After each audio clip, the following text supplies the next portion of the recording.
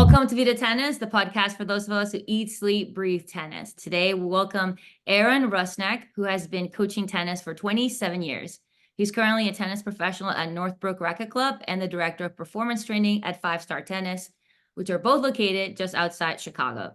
Aaron is certified by the PTR and certified ATP Tour coach by the GPTCA. He's a racket, fit, and resistant band training specialist, and he has worked with players of all ages and skill levels, but has a lot of experience with working with competitive junior players. Welcome, Aaron, to Vida Tennis. How are you doing today? I'm doing well. Thank you for having me, Jennifer. Thanks for the time. I appreciate it. Thank you. I always like to start with your coaching story. So kind of walk us through how you got started in the industry into coaching tennis. Was that always that you kind of saw yourself doing growing up, or just kind of fell into it? It's kind of a funny cross path. So one of my first tennis teachers, she was a special education teacher in Chicago. So working with special need kids. And her name was Sharon Toomey. And she actually, probably around the time I was maybe 12-ish or so, I was in tennis programs and that. And she'd asked me, hey, would you ever want to help out like the little kids and stuff? And right around that time, I started doing these little kids classes, and she went to my mom and just said, he has a niche for working with kids. I think later on, he'd be like an excellent coach. And in that time frame, I started helping a lot at this one particular club when I was basically underage, helping out little kids classes. And then kind of fast forward, I love learning the game, one as a player, as a kid, and still to this day, but also in that time frame, reading books. Obviously, I can't get certified at 13 years old, but I went ahead and was going into like reading different books from Vic Braden and Vandermeer and all the other people that are out there that were well-respected people that wrote really, really great books back in that time. I was reading up material, taking it to the little kids' classes, always like thinking out lesson plans back then. And then fast forward to like when I was about 17 years old, that was my first full-time teaching job. It was actually for my coach. And he did one of the greatest things he could ever do for me. And obviously, again, I couldn't be certified yet, but I was working basically underneath my coach and a few other coaches as well, helping out basically from little kids. We'll say at this time, it would be red ball. Back then, it was like foam ball and regular ball, but like miniature courts and whatnot. Anyways, he just told me, if you can't help a little 5-6-year-old kid improve, making sure they have the right grip and split stepping, all these little things, and seeing what they're doing incorrectly and how to help guide them through, there's no reason for you to work with a higher level of kids, because you may see what's going wrong with what's going on with their stroke, but you won't know how to fix it.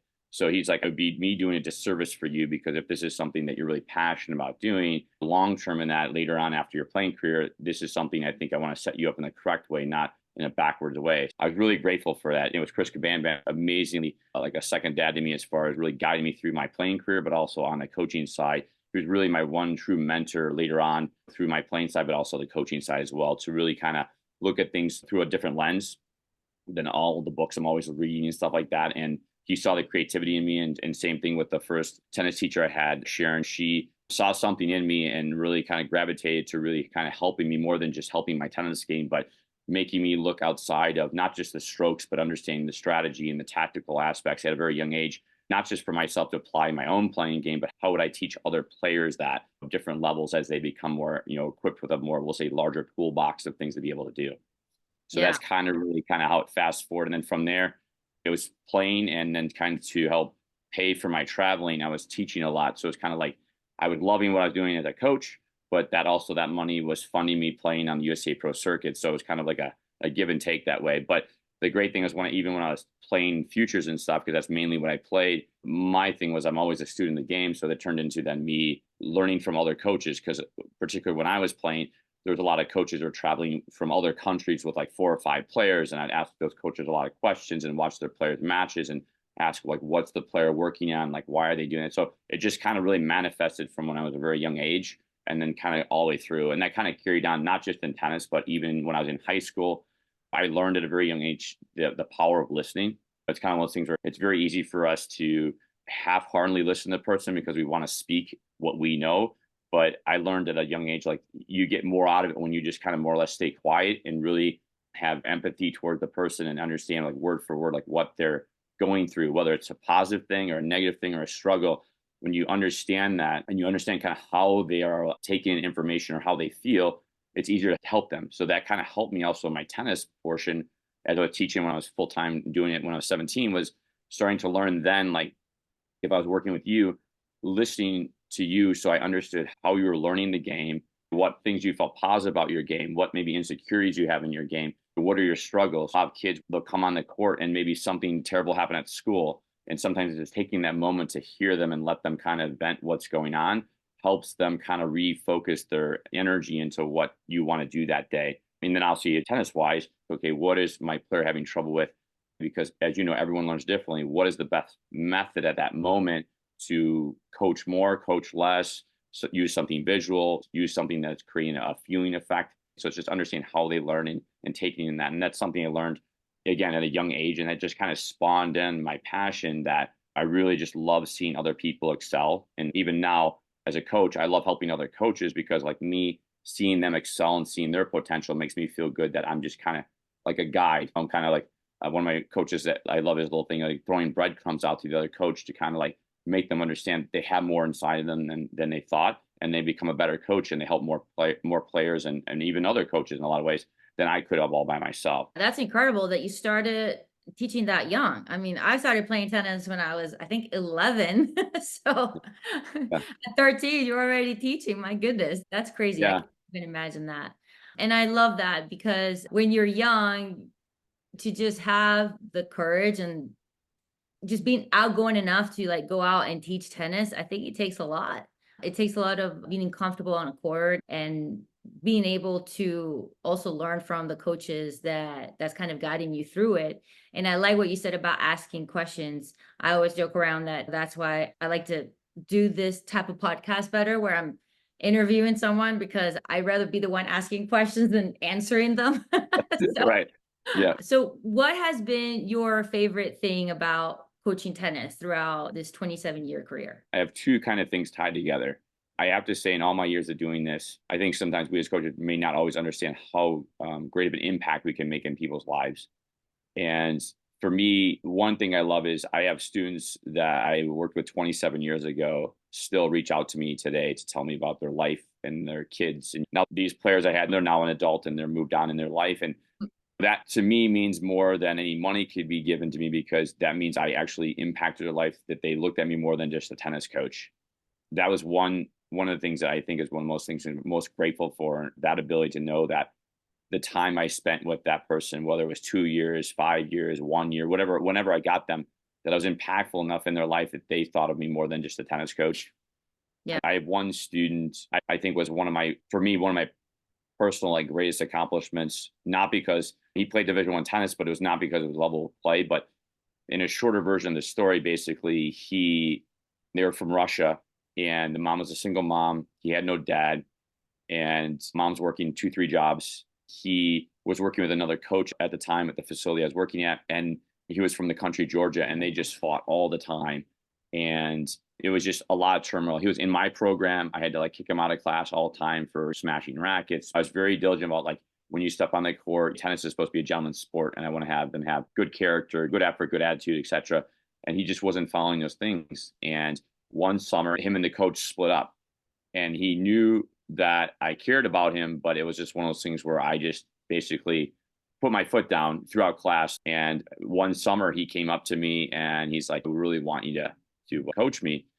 And I sat down with him on the bench for like an hour and a half and talked to him. And I said, "Okay, here's the rules. If I'm going to do this," I said, "one, you have a mom who's working her butt off, that's doing everything she can to provide for you, because she is the whole parent taking care of you in her life.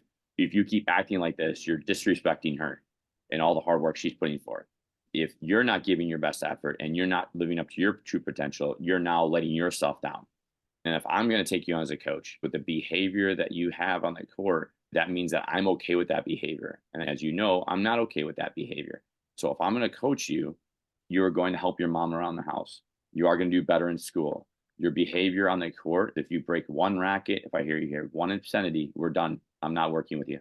And it was funny. It was like, I think, yeah, as you know, people in life, I think he hit a road where it was this way or no way. I think he just realized that he had to get better. And fast forward now, he's a male nurse, and he's also a house music producer. He travels around the world making music for people in the house community. So I was extremely proud of him. I'm proud of all my students. You know, there's a lot of stories I could tell of other ones also that have overcome a lot of stuff, but that one always kind of hits home to me, because I just remember That particular year, I had three boys, him and two other boys, and all were kind of similar to me growing up, not having much.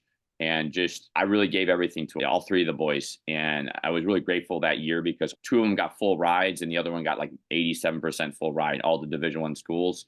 And it was probably one of my most like pinnacle moments of three kids that were the same age that I was mentoring all in different ways because they were all going through different things in their life. But that one boy, that particular situation stuck out because it could easily have had him erupt one time. And I said, that's it, no more lessons because I'm not going to teach someone who, behaves that way. And he really turned the page. So that's Yeah. one that just really sticks out to me because it's like, he's a fantastic human being, a wonderful young man. He's in his late 20s now, and I'm just extremely proud of him because he could have went down a different path. So Yeah, no, that's incredible. And I think I'm a very positive person, but my husband is like way more positive than I am. Like he's really like always great. And if I'm like not feeling it or I'm like, oh, I have to go teach, we'll have those days where we're like not really feeling it. He always tells me, go make someone's day today. You'll make someone's day. You'll make someone's day. I'm like, okay. So like now I have that mentality of like every time I go out, I'm like, I'm gonna make some kid's day today. but And it is. that's always the goal. No, it's awesome. I love the saying. That's one I have not heard, but I love that saying. That's a very good one. I like that one. Yeah. And I read somewhere about you and how you've grown junior programs, and you were at one point working with like 600 juniors or something like that. And I was like, wow, that's a lot of kids. What do you think has been key to your success with growing junior programs? Okay, that's a good one. A couple things I learned. One, I was grateful for the facility I was at because they saw potential in me and they invested in me. So a year before I took over two different programs over my time there. For a whole year, I was just like a regular pro doing everything. And they were just kind of seeing how I interacted with the adults and the kids and like say cardio tennis even and with the trainers because we had a training staff. So they really try to utilize me every way for a whole year to kind of see where do I fit in. And they just saw I had a lot of like leadership skills. And my leadership was not so much like a dictatorship. It was more like, okay, hey, let's sit down. What are your ideas? I'm not going to put any idea down. Every idea is on the table. There's never a bad idea. It's just how do we make it intertwine and sync so that everything flows. So that year, they also started sending me to like different like business stuff. I did a thing called emotional intelligence. So they kind of understood kind of how I tick mentally and stuff like that. So I started also learn a little bit more about myself. So finally, when one of our director's positions opened up, it was the smallest program of that facility at the time, and it never really came off ground.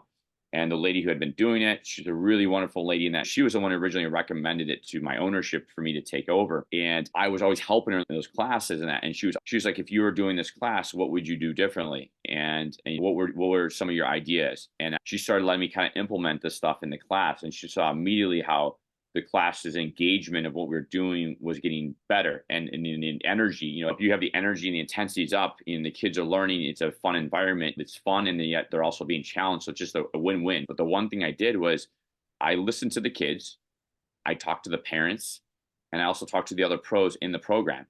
So in the way I kind of work, my brain's a little goofy this way. It's something that my coworkers are always like weird, like they don't know how I do it. But I could go to like any club, and within a day or two, I could come up with like 48 like weeks of lesson plans just by like watching a couple of classes. Just know progressionally or regressionally what has to happen. It's just something I can't explain it. It's just something I've been doing. I don't know if it's because I've been making plans since I was 13 years old, but I look outside the box of okay, how do I make the weakest kid in the class improve? And how do I have the strongest kid in the class still be challenged? So I was always able to figure out a way to make that work through all the programming there. I had a vision of what I wanted to do with this particular program, but I wanted to make sure that the pros were part of the vision, that it was not just like I'm taking over, this is how it's done. I would talk to each one going, hey, what is something that you would like to implement in this program? And I got each of their feedback, and from their feedback and from the feedback I'd get from the parents about what their kids like about the class, this, that, that's how I started to form a long-term vision of what this program should become. So it started with like 69 kids, and within maybe 6 months, it grew up to like 170 kids. And it just kept growing and growing and growing. So before I changed director's roles to a different program, it finished in like the mid 300s. So I was still working like a 8 to 12 hour day, but then emails at late at night. So it was just a constant like thing. And this is before I had my son. It was just my wife and I. And so it was kind of labor of love. I really enjoyed that. But like as I would go through the program and I kind of get a sense of the energy, I'm a kind of like I don't know if you know, like an empathic person. I can kind of sense energy of people in that. So I could kind of feel out the flow of, who's kind of dragging, who needs to be picked up during ball pickup, going and talking to certain kids a little bit more than others. Basically, even when I had classes, I had a lot of kids I taught personally. I actually probably gave them a little less information than the kids that I don't teach. I never wanted them to feel like I only favored my kids, that it was always like a group thing. And I also want to show the other pros that it wasn't just about my kids. So I try to really make these groups and programs I directed as a team effort, not an I effort. I don't know if that's because my first sport actually was basketball. And that was one thing. I was always a very much team player. I was like the point guard in basketball. So I was always about running plays and making sure that it wasn't just about me. I might be controlling the beginning of the play, but it was never the end all be all of who makes the shot. And when you have that team synergy, so to speak, I feel that it rubs off on the kids too, because then the kids see that we're all working together. It's not like I'm just talking, the pros are just standing there, that everyone's engaged in the process of their learning that day. So that no matter if I'm talking or say you're one of the coaches with me, and then you start to talk to a kid, they respect you just as much as they respect me. I also made the kids all a student of the game. So I actually made them do homework outside of school, not just like agility stuff, shadow swings, nothing like that, even just the history of the game. That's one thing nowadays that I find, like when I work with some kids, that some kids don't even know who Andre Agassi is, don't know who Pete Sampras is. Like if I mention Rod Laver, they're like, who is that guy? They don't understand, like Margaret Court, like why is she so famous for what her accomplishment? They don't know. Like for me, when I was a very young kid, like even back when I was telling you earlier, when I was 13 years old, like it wasn't just about me learning the game and how to teach it. I also loved learning how so many people from different walks of life have the same passion and they're driven to accomplish something for themselves, and how we all kind of go that path.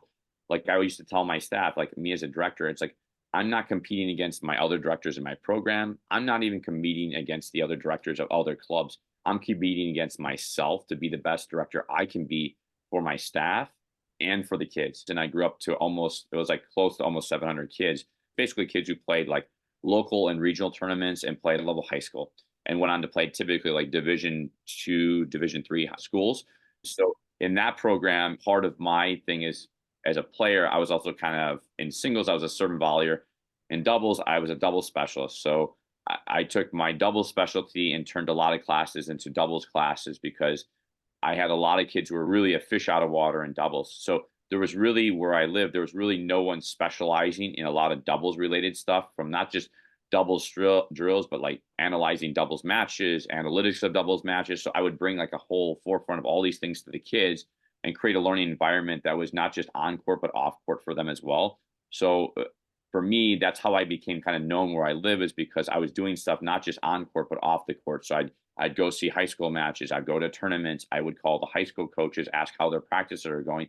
And the kids or the parents would always appreciate that, because they realized that I was not just for them there for the 2-hour class or the 1-hour private, that I was doing stuff beyond that. Like even today, my director's position is a little bit different. It's more in the fitness realm at the one facility.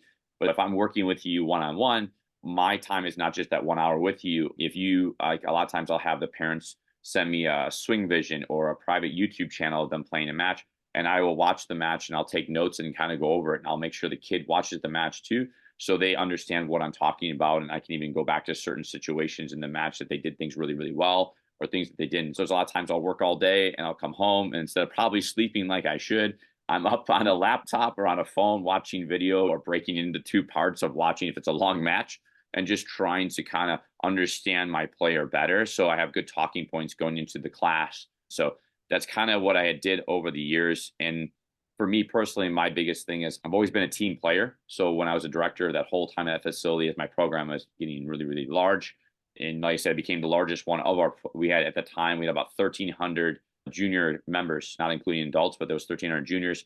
More than half of those kids were in my program alone.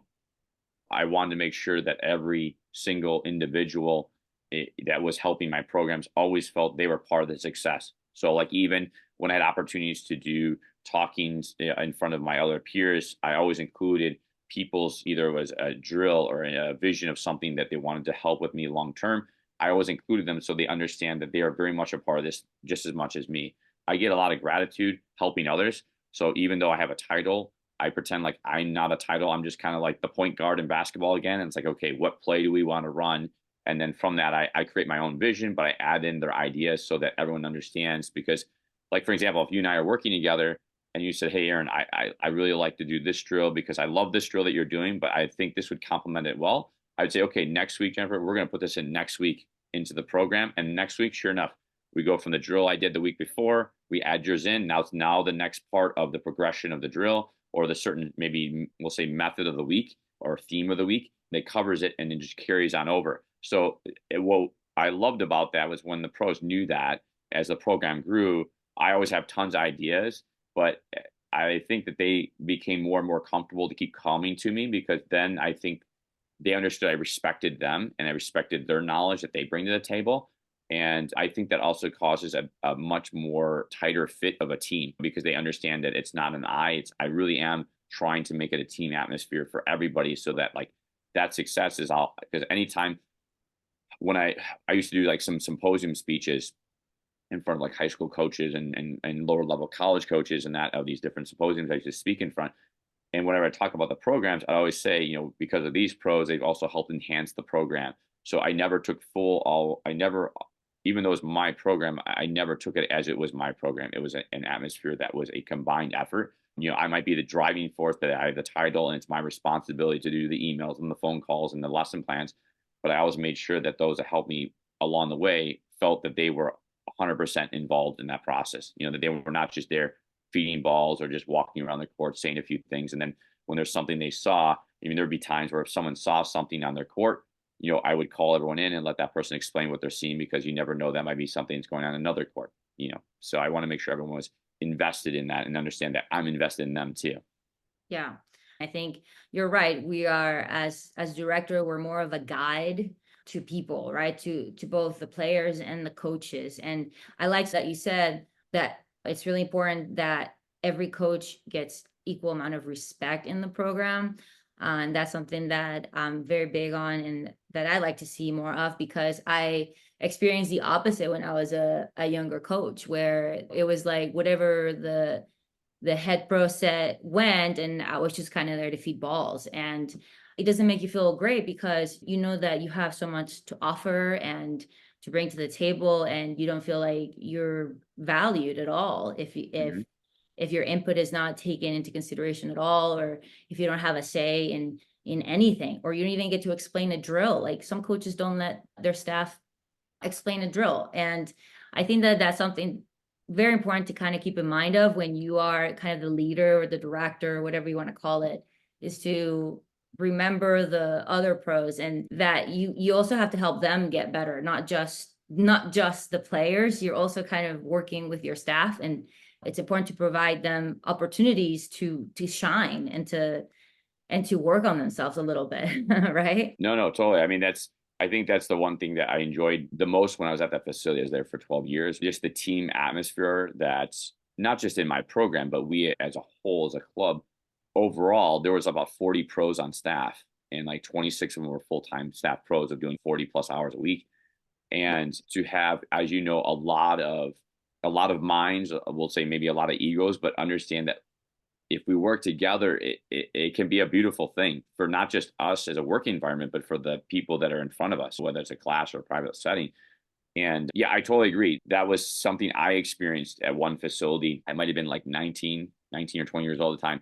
And what you described yourself, that was the same thing that happened to me. I had one particular program that I was part of at one facility where what you just described, they would just say, okay, this is the drill we're doing, go down there and do that thing.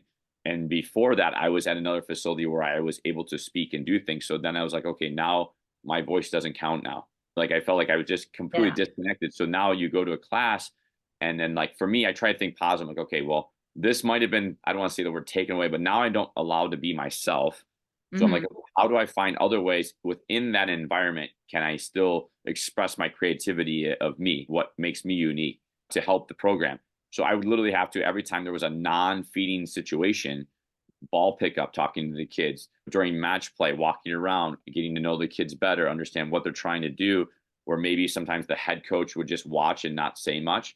And I'm not saying in the aspect of like I was over coaching, like I was just throwing things out left and right. I was picking my moments but it was just one of those things where I was trying to be as involved as I could. One, that's just naturally what I do, but it was like I made it very apparent that like, okay, my voice isn't kind of 100% be heard. So what are ways my voice can be heard because I feel I have some value to help? So I definitely could relate. That happened in my younger years. I did have a facility, not every class, but there was a certain program where I got put in that kind of like, we'll say bubble, where I Yeah. literally like, okay, you go down there, or because I was a pretty good hitter, okay, you go down there and hit with these guys. And that was it. Like I was a hitting partner and feeder. That's what ends up happening is that, especially when you're just trying to coach, is like you become a hitter Yeah. and not Yeah. really a coach. And it's very easy to kind of fall back as a coach and be like, okay, sure, just kind of go through the motions and not get involved and just be willing to do that. But I think it's not very motivating. And I think maybe we lose some people in the industry because of that, because there's not much thought process behind it. It's just, you're just, yeah, like a robot or like a ball machine. There's no Yeah. creativity and no like engagement from the pros. So I think that that's really important. Once I switched to a different environment, it really helped me kind of stay motivated as a coach and find my way and find my voice. And it just makes such a big difference. But I also want to know, what do you think is the most important when you're on court? Because now, we're talking about other pros having staff, but also when you're on court, what Mhm. are some of the things that you value on coaches, whether it's energy, how much fun they bring, attention to technical details? I think one of the biggest values that I looked for, like when I was a director, was how much the pro cares. Because Yeah, I feel if the pro cares, it'll always show up. I'm a very high energy coach, and not every coach is like that, and that's okay. You don't have to be that to be a good coach. There's a lot of coaches that are very quiet, but they pick the right moments. They don't have to be like so amped up. But it's when they say something, how impactful is it? Is there a lot of care behind what they're saying? So when I would have different staff members, I was always looking at the overall, like how much are they engaged with the kids? Because in this case, mainly I was involved with like 12 to 18-year-old span. So I'm like, okay, in that 12 to 18-year-old span between the one program and then when I moved to the other program, I had different coaches for each one. It wasn't like I had always the same coaches doing the same classes of the other program I took over at one point. But I look at like how much engagement are they with the kids? How much engagement are they with the other pros? Like the camaraderie, as far as like, do they work well with each other to understand that this program is bigger than us? It's about the kids. It's not about us.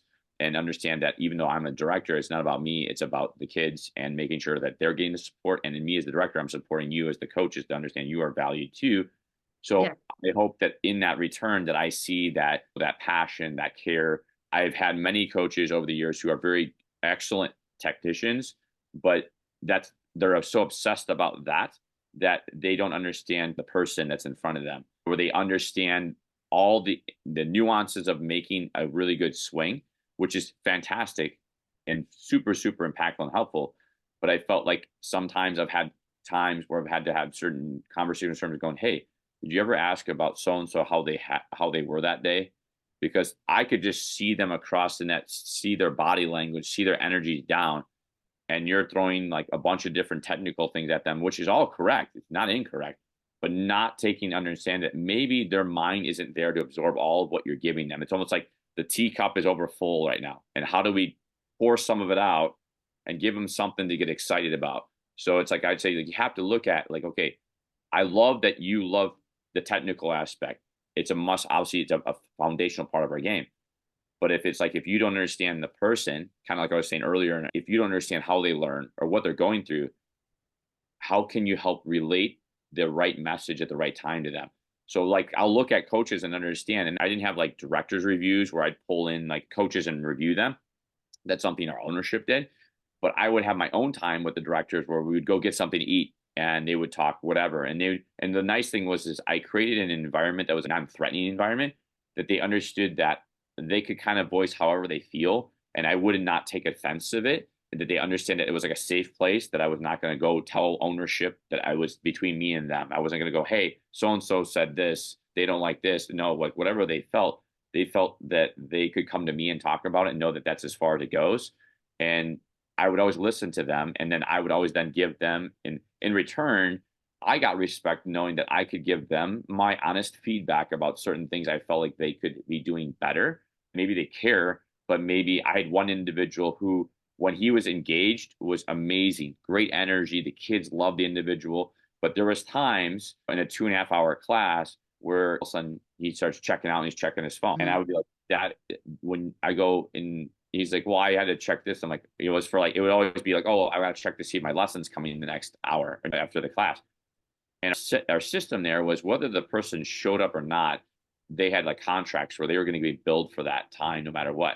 So I used to tell them, like, you have nothing to worry about. If they come, they come. If they don't come, I said, you'll know because after the class, you can check your phone fine. But while you're in class, I said, when you're on your phone, even if a parent doesn't see that, the kids see that. And to them, that's a sign of that you're not engaged and you don't care about them at that moment. That's a disengagement. So what I asked him to do, I said, I want you to try for 1 week, just put your phone in your bag for the whole class and just say, I'm going to be as engaged as I can. I don't want you to be like overly engaged and not be yourself, but just every time you feel like you're losing focus, be aware of it and bring yourself back in and see what happens. He did that for a week and he goes, I'm going to go another week and see if I can do it. Next, he's doing it for a month and he goes, I think I became a better coach. And I said, I totally agree because you learn the value of one, you have to understand the parents are paying a lot of money. The parents are taking time to take their kid there, the time the kids are spending to try to improve their game, and they're counting on us to help them. There's a key value points there. So for me, it's like I'm looking at, okay, how do I make this individual understand this? So I made him do this. And it was not like I was like, you do this or else. I just made it as like a suggestion and say, hey, why don't you try this and see what you think? And it was kind enough to, I think, respect me enough to do it. And then all of a sudden, after a month, I was like, I've become a better coach. Do you agree? And I said, absolutely. I think now you're seeing more of your potential of what you're capable of doing on the court. And because of that, during that month time, the other thing that was a kicker about for him was he did that. And after that month's time, he got 7 new lessons because of it. And I told him, I know I made the suggestion, but I didn't do it for you. I said, by you taking the suggestion, you actually did it for yourself. Right. So you succeeded. Because you succeeded, people saw your success, gravitated because now you're a better coach than what you were originally projecting. And now you now have 7 clients you didn't have before. I've never really talked about that on the podcast, but that is a huge thing, is the whole cell phone thing, coaches on cell phones. I'm lucky because all the clubs where I've worked in the summers, they have a very strict no cell phone policy. So at least like that's taken care of. And here in Tampa is not the case. Like a lot of places, you're fine to have your phone on court and it's not a big deal. But I still feel like it's such a distraction for coaches. And I see it all the time. And I don't mean it as a criticism. I just think overall, we're all addicted to our phones. And something that I have done that I like to do, I put my phone away. I don't even look at it. And I have a watch that looks like a smartwatch, but it's actually not. I actually refuse to get a smartwatch because I do not want to get notifications of phone calls, text messages, anything on my watch. Like I need to know the time, right? Because you need to time drills. Like if it's an hour lesson, you need to know how to time things, right? Time is very important, but you don't need to know who's calling you, who's texting you. If it's an emergency, I'm sure somebody will get a hold of you. You can check in between lessons, right? But it's just such a bad look to be on your phone, even if it's during a pickup. And I've been guilty of it at times, like during pickup, like I'll check my phone, like you said, somebody's coming to the lesson or not. But I think we can all do better and just put the phone away. It's funny you said, because I had that happen. It might have been like my second or third year there. They had hired like a lot of new staff came on because our programs are growing, not just mine, but just overall the club is growing. So we needed more staff, more full timers, not part timers. We had like 4 individuals that came on and really good guys, but they were addicted to their phone. And a lot of them were in my program the whole time. And I remember like actually going to my ownership, I'm like, I can't say no cell phone ever, but I'm like, can we have it where like literally during group classes, there's no cell phone? When we had a staff meeting, the ownership goes, yeah, I love that idea. No cell phone during group class. If you do it during your private, it's your discretion because now it's how that parent or how that player is going to perceive you being on your phone, but it's on you. So, of course, everybody kind of originally had backlash. Well, I want to look at my phone ever. And I remember speaking from my staff, and the guy says over 40 people in our staff meeting. I just said, maybe I'm old fashioned. Do you guys ever see me on my cell phone? They're like, no. And I'm not perfect, but here's my thing. I put my phone away. my parents and my wife, if it's an emergency, know what to do. They're going to call my work's front desk and then they're going to come get me. Then I know it's urgent and I got to pick up my phone because it's a serious matter. But if it's not that, anything else can wait. So I made them understand that if it's something serious, just tell the people that are the most important to you. Or if it's a lesson and say, if it's really dire emergency, call the front desk. They'll come and get me. So that I know, hey, you're not coming, or hey, they're sick, whatever it may be. I know because I told them, I said, there was a time, I'm dating myself now, back in the 90s, the cell phones were really what they are now. So there was Yeah. really your email and landline. In the morning, you check your voicemail on the landline at the job. And I used to write down all the message I would have to return. And during my lunchtime, I'd make all the phone calls to call the people back. And then you work your later shift. I'd work all day for the whatever, 6, 7, 8 hours, etc. And at the end of my day, I'd check my phone before I go home. And I make the list of all the people the next morning that I got to call back. So during that whole 6, 7, 8 hour span, there were no cell phones. So you had to be fully engaged the whole time. So yeah, I do agree. It's something where if I use my own cell phone, if I do take it out, it's normally for video related stuff. Sometimes I'll do something like Instagram. I'll post something with my kids.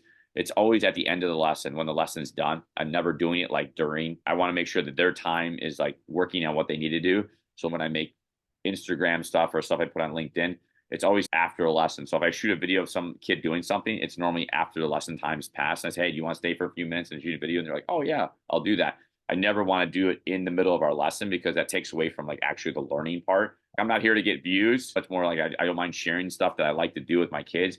But I try to do it, we'll say, on the non-clocked hour time that I have with them. I told one pro, I'm like, I don't mind if you use the phone if it's used in the right way. But like some of the guys have like apps that break down from like a technical swing thing. And like if you want to compare your swing to a pro, whatever, that's fine. But if you're sitting there for 45 minutes viewing or whatever, you're just disconnected all the way from what's going on. So yeah. Okay, of course.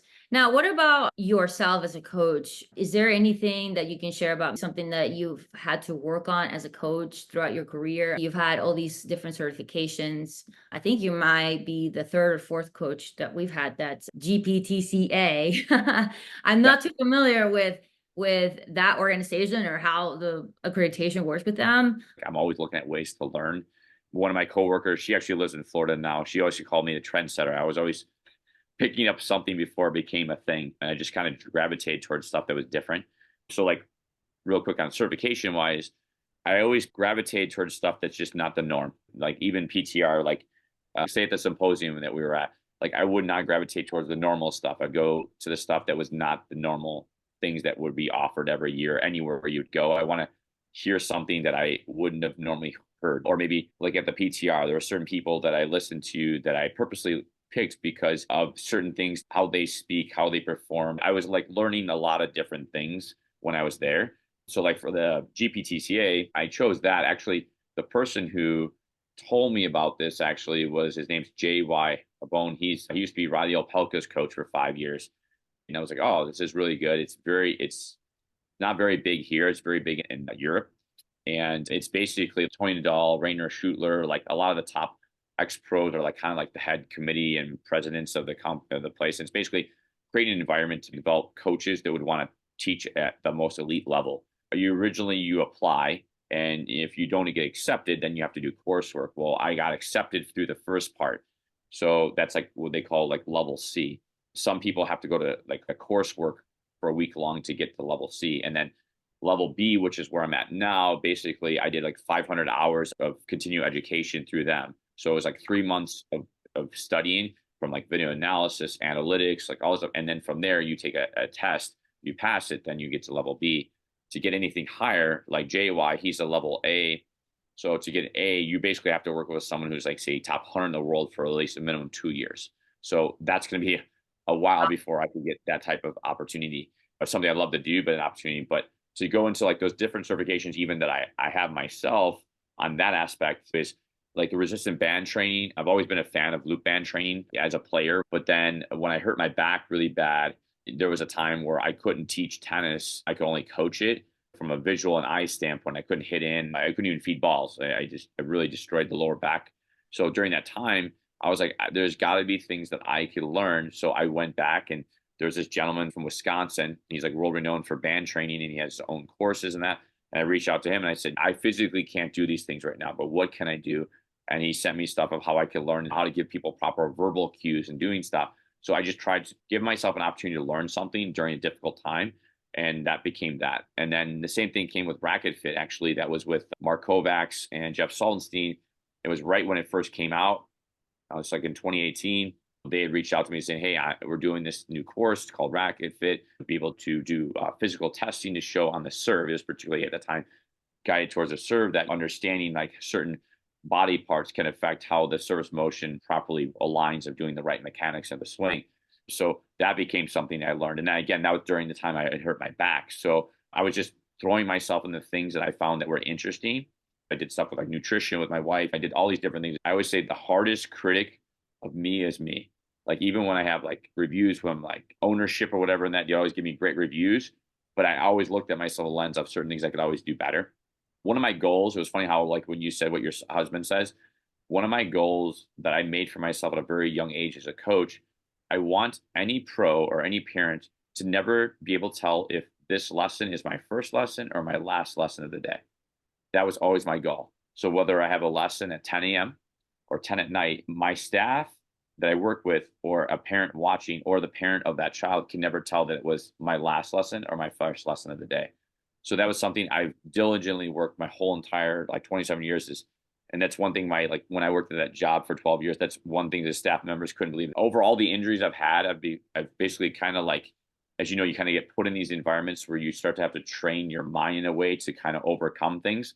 And there's times where when I was a player where I'd be injured and I'd play through injuries when I probably shouldn't have been playing. And looking back, I probably should have retired many times. I played through pain and sometimes really bad stuff I did, I played through, but it transferred into my mindset when I teach, because there's sometimes where, like you said, you could be really, really tired, maybe not feeling well, or it could be actually laboring an injury.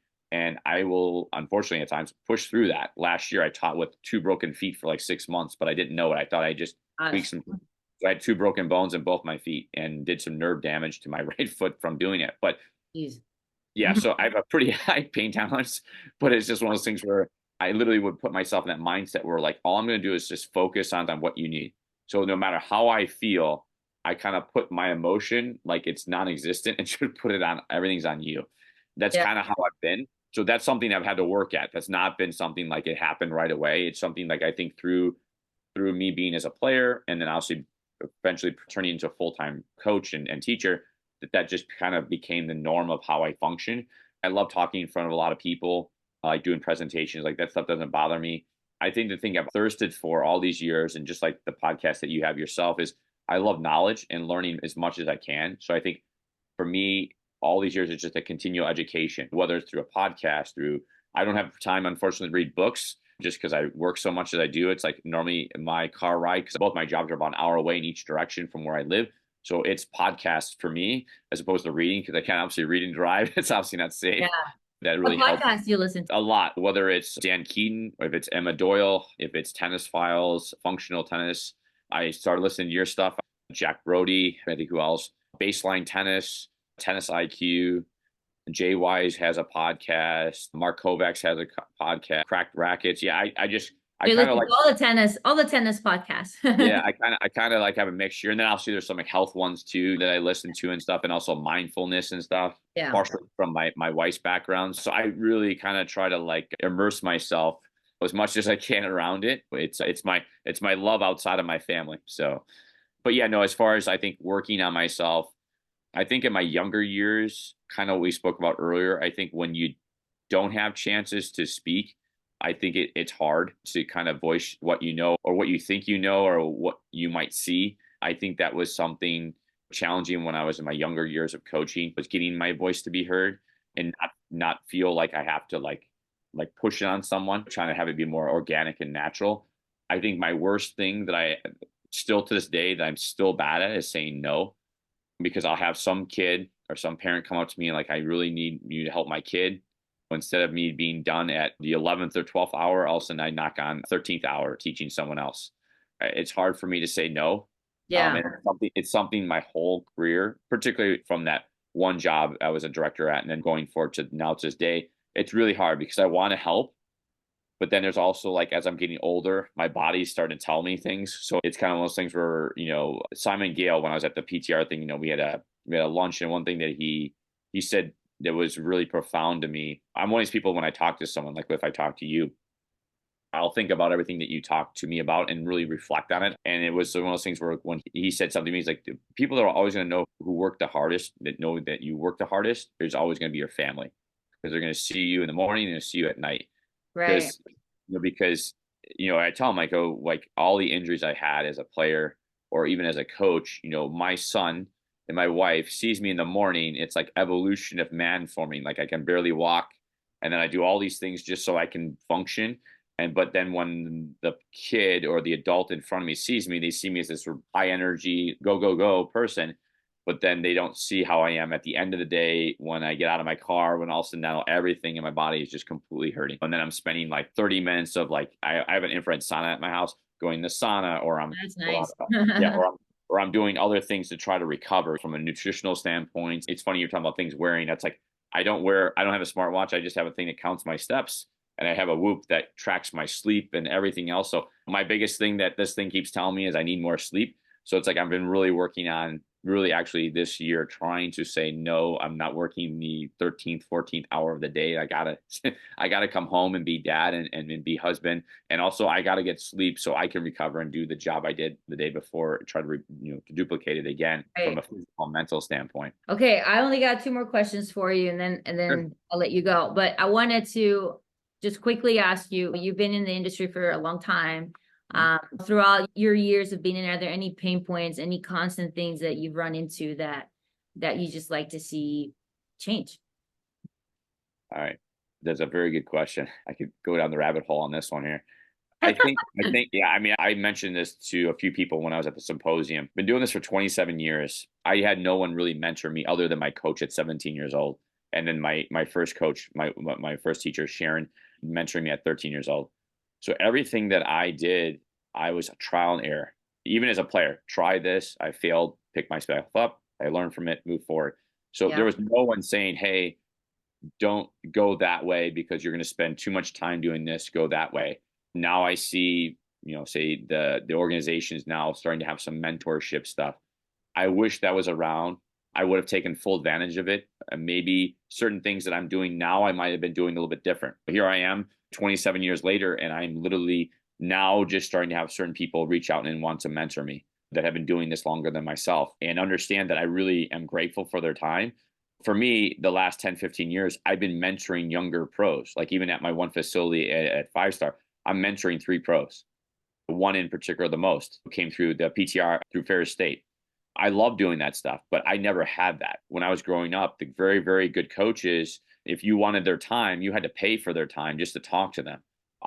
Me personally, I never wanted to be that type of coach. So when coaches ask for help, I just find it grateful that they want to learn from me. I'm very, very grateful for that. I don't feel like I have to charge someone for that. If I'm helping one person, one coach, they're helping more people. Because you think about it, if a coach is teaching, say, 30 private clients, and if you help that coach become a better coach, you're now helping 30 people that you won't be able to individually help at a time. That's Right. just the way I look at it that way. So that was one thing I think bothered me when I reflect on my own career as a coach, that there's just so many times I wish I had people that would have been willing to want to help me and see how passionate I am in this game. But now it's at this time in my life, I'm finally having people understand that I really am driven to be the best I can be for the people in front of me. And there's certain things that I'm going through that I'm needing kind of mentorship at this point in my career. I mean, we'll say my next path or my next run or my journeys to going Yeah. forward. One of the things that I think also too, Jennifer, is I've come across in my years, in my time, and I don't know about yourself, but I've found that sometimes there's been people I've met who've had like a zillion certifications, but have no real people skills in the aspect of like really communicating. They have all this knowledge, which is amazing, but they don't have that connection to like transfer what they know to another person. And then you have someone who's maybe less certified, maybe have certification, but less certified, but you can see they're really passionate in what they're doing, and they break through barriers. And you see it in our industry, you see the coaches that do that. So it's like, I feel like sometimes though, those that get like a ton of certifications, they have a tendency to kind of be put on a certain pedestal. And then, but there's other coaches, maybe not as certified under the educational at that point, but they have other intangibles, as I call it, just like a player, have other intangibles that can Right. make them actually better. but on a resume or a paper, it looks like, oh, well, this person's better. Well, this person still has got a lot of room to improve. For example, look at yourself and how great you are at what you do, and like the podcast and what you're offering people to learn from so many amazing people in our industry. You're giving a form of education.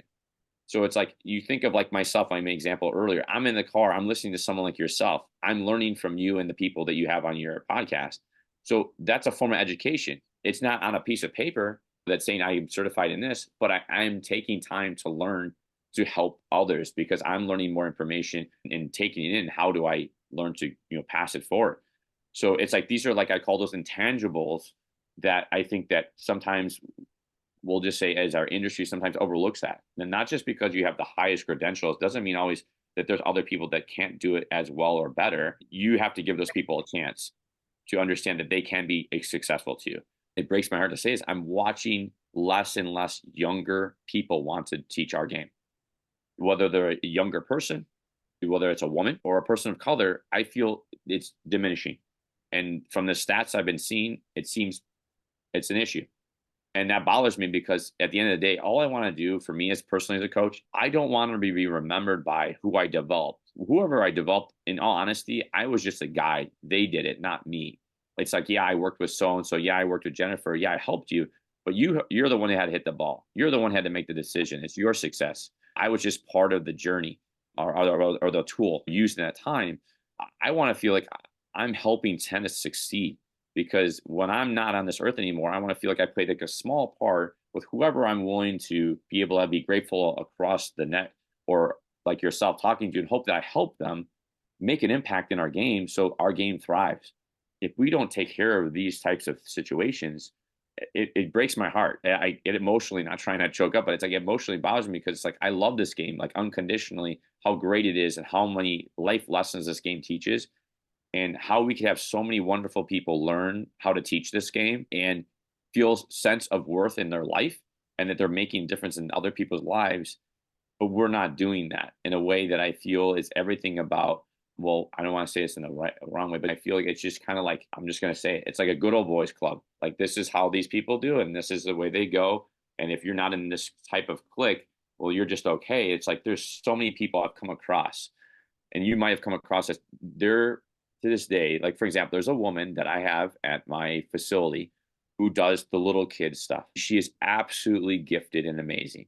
I love her energy, so passionate. There's another guy also around my age who works with little kids, just is a gift of talent of what he does. They both are fantastic, but I don't know if they will ever be recognized for how great they are.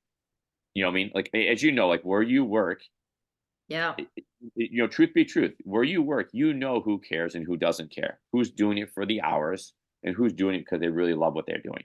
It always shows up. I always feel like on a day-to-day basis, it shows up and it speaks the character of that person as far as like their job or their job quality, And that's the thing I think that's most bothersome for me is here we're in this kind of dilemma. Obviously, pickleball is exploded. And I know everything will eventually flatline to a certain extent. And most pickleball people are from tennis. So it's like if we don't build thriving tennis people, it doesn't really 100% always feed into high level pickleball players. I mean, I'm not a pickleball person. I'm not a pickleball expert. I teach next to it all the day. I taught next to it yesterday for 3 hours straight while I taught.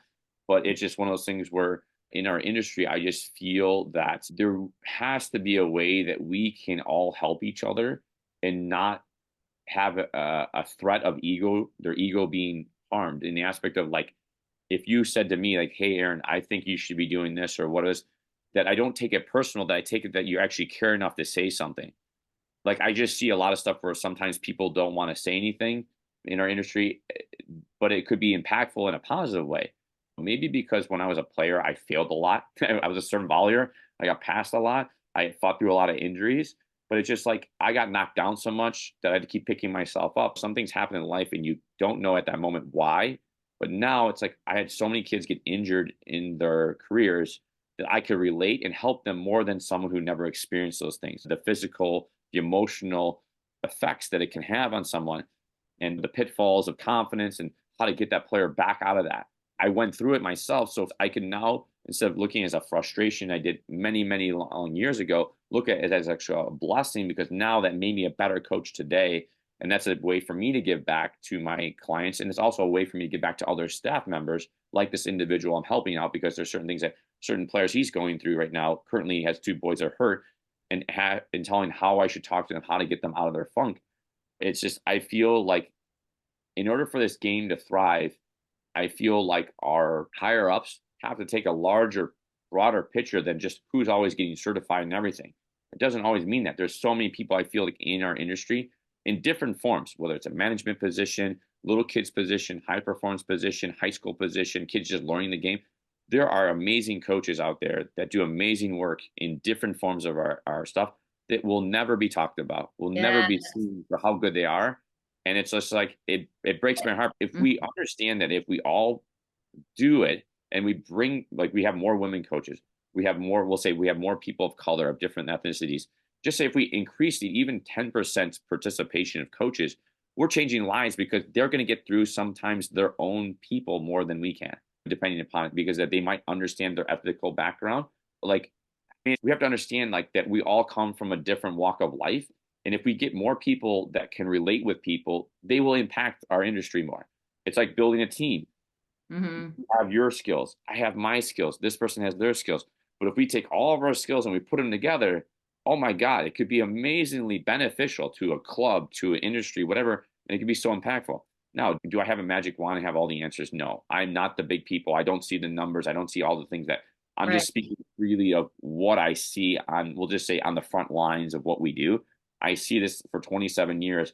So many people, like you said, leave the sport because they're not appreciated.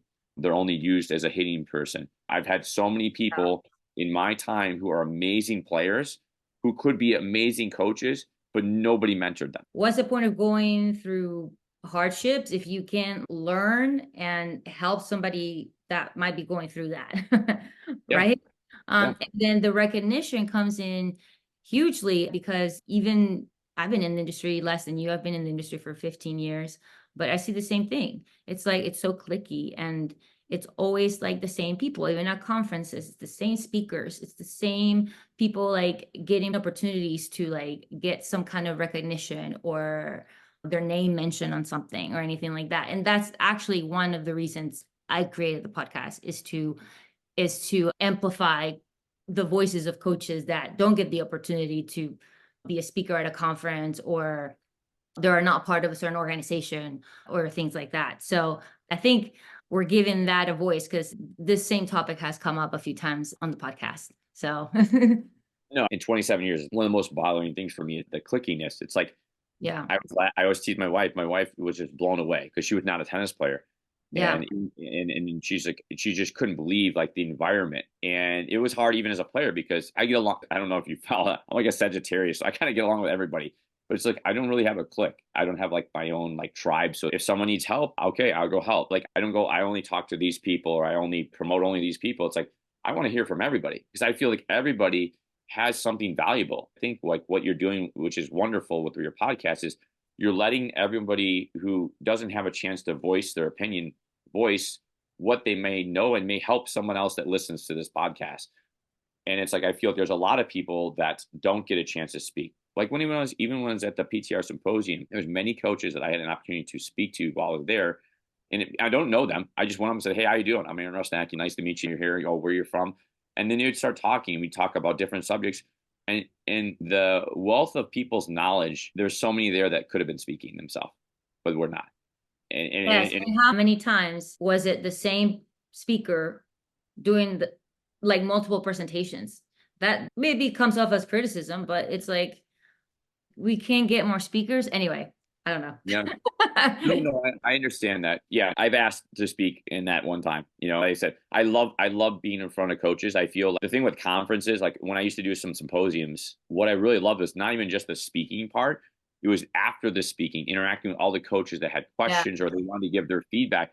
You get energized. Like I remember, like the first time I did a speaking thing for what's called the Illinois State Tennis Symposium for high school, had all these high school coaches, and my wife and maybe my mom and dad remember like how like adrenaline I was after the speak. So the speech, not just the interaction of the speech itself and the demonstrations I was doing, it was the interaction afterwards of one, not only the coaches being grateful, but they had so much they wanted to talk to you about. Yeah. You felt you felt important to them that you could help them. They'd ask you questions like, what about this? What about that? But it wasn't like, oh, I'm just speaking. That's my time. See you later. I spent probably about an hour and a half, 2 hours after my speech talking to coaches that the coaches actually missed the next speaker because they just want to talk to me. But I was so grateful for that they felt that much value in what I was talking about. But not enough of us get a chance to speak. Like I said, if I could personally go around and talk to like other clubs, talk to other pros and just help, I would love to do that. Like I love just being around other people that are like-minded like myself that just love the game and want to see it succeed. Yeah, I would be like, sign me up, you know? So exactly. Yeah.